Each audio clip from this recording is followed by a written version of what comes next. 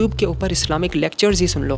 एक बहुत ज़्यादा इम्पॉर्टेंट, लोगों को माफ़ करो, चिल आउट।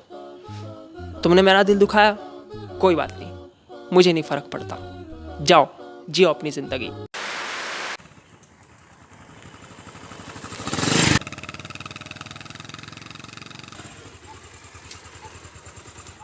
रमज़ान का बाबरकत महीना अभी आने वाला है, लगभग 8-9 दिनों में। इतने इम्पॉर्टेंट महीने के आने से पहले कुछ तो चीज़ें हैं जिनकी हमें तैयारी करनी होगी।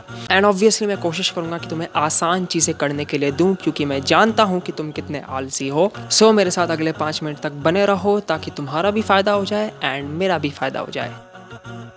पॉइंट नंबर 1, माफ़ी मांगो। What I mean by that is कि तुमने साल भर में बहुत से लोगों का दिल दुखाया होगा, बहुत से लोगों से बदतमीज़ी करी होगी, स्पेशली तुम्हारे माँ बाप से। कई बार तुमसे ऐसी गलतियाँ हो चुकी होंगी। तुम्हें उनसे जाकर माफ़ी मांगनी है, माफ़ी तलब करनी है, ताकि वो रमज़ान शुरू होने से पहले ही उनके दिल में जो तुम्हारे लिए थोड़ी बहुत प्रॉब्लम थी वो सॉल्व हो जाए। स्पेशली तुम्हारी फैमिली के लोग एंड तुम्हारे दोस्त, सेम जेंडर के दोस्त, सेम जेंडर के, उन सब चीज़ों की बात नहीं कर रहा हूँ मैं इस वक्त, और कभी करूँगा भी नहीं। तीसरी चीज़, Islamic lectures and Islamic books. सिर्फ यूट्यूब के ऊपर इस्लामिक लेक्चर्स ही सुन लो एक इबादत के तौर पर। इस्लामिक बुक्स पढ़ लो जो तुम्हारे पास पहले से मौजूद होंगी, या ऑनलाइन जाकर चेक कर लो, बहुत सी बेहतरीन इस्लामिक बुक्स ऑनलाइन भी तुम्हें मिल सकती हैं। इन पॉडकास्ट से, इन किताबों से अपनी नॉलेज को एक्सपैंड करो, अपने ईमान को मजबूत करो, उससे तुम्हारा अमल भी मजबूत होगा एंड शैतान को तुम्हें बहकाना मुश्किल हो जाएगा। जब एक इंसान का ईमान मजबूत होता है तो उस इंसान का शैतान कमज़ोर होता है। पॉइंट नंबर 2, ये पहले वाले से ही कनेक्टेड है एंड बहुत ज़्यादा इम्पॉर्टेंट, लोगों को माफ़ करो। What I mean by that is कि कई लोगों ने तुम्हारा दिल दुखाया होगा पिछले साल भर में, तो तुम्हें उन लोगों को माफ़ कर देना है। भले ही वो तुमसे माफ़ी मांगे या ना मांगे, बस अपनी तरफ से उनको चिल आउट कर दो, चिल आउट। तुमने मेरा दिल दुखाया, कोई बात नहीं, मुझे नहीं फ़र्क पड़ता, जाओ जियो अपनी ज़िंदगी। इस तरह से माफ़ कर दो एंड भुला दो। किसी ने तुम्हें परेशान किया हो तो उसको भुला दो। उसके ऊपर जो तुम्हारा गुस्सा है उसको ज़िंदगी भर मत याद रखो। किसी ने तुम्हें कभी दिल दुखाया होगा तो उसे भुला दो। चौथी चीज़, और what I mean by that is कि रमज़ान एकदम आएगा तो पूरे महीने तुम्हें रोज़े रखने पड़ेंगे। इससे बेहतर है कि तुम एक बार रमज़ान शुरू होने से पहले कुछ दिन छोड़ कर रोज़ा रखो, ताकि तुम्हारी बॉडी को एक बार थोड़ी प्रैक्टिस हो जाए रमज़ान से पहले। अभी तुम्हारे पास 8 दिन है, तो तुम ऐसा कर सकते हो कि 3 रोज़े रख लेना इन 8 दिनों में, अपने हिसाब से पेस बना कर, जितने भी तुम रख सको अपनी इस्तिताअत के मुताबिक। कल तो संडे है ना, कल रोज़ा रख लेना। एंड देन मेरी फेवरेट चीज़, तहज्जुद की प्रैक्टिस करो। देखो, रमज़ान का सबसे खूबसूरत टाइम तहज्जुद का होता है, तो तुम्हें तहज्जुद पढ़ने की भी थोड़ी प्रैक्टिस हो जानी चाहिए रमज़ान से पहले, ताकि तुम रमज़ान में एक भी दिन तहज्जुद का मिस ना करो। देखो, रमज़ान की एक भी तहज्जुद मिस करना बहुत बड़ा लॉस होता है। मैं नहीं चाहता कि तुम इस नुकसान से गुज़रो, इसलिए तहज्जुद की प्रैक्टिस कर लो अभी से, ठीक है? बहुत मज़ा आता है रमज़ान में तहज्जुद पढ़ने में। उस मज़े का थोड़ा सा टेस्ट तुम अभी से कर सकते हो। छठवां पॉइंट, इस्तिग़फ़ार, इस्तिग़फ़ार, इस्तिग़फ़ार। हमने पिछले साल भर में बहुत से ऐसे गुनाह करे होंगे जिनका हमें भी नहीं पता, हम भूल गए उनको एक बार करके। एंड इस्तिग़फ़ार एक तरीका है जिनसे हम अल्लाह से माफ़ी मांग सकते हैं हमने जितने भी गुनाह किए होंगे उन सब से। अगर एक इंसान ईमानदारी से इस्तिग़फ़ार करता है, अगर एक इंसान ईमानदारी से अल्लाह से माफ़ी मांगता है, तो अल्लाह उस इंसान को माफ़ करने के लिए बिल्कुल तैयार है। इसकी वजह यह है कि अल्लाह एक इंसान से बहुत शदीद मोहब्बत करता है।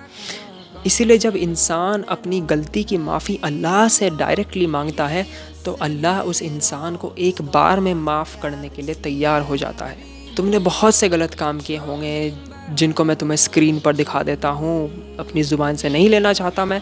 इन सभी गुनाहों से तुम माफ़ी मांग सकते हो अल्लाह से एक बार, एंड अल्लाह से ये वादा करना कि तुम इन गुनाहों को कभी दोबारा नहीं करोगे।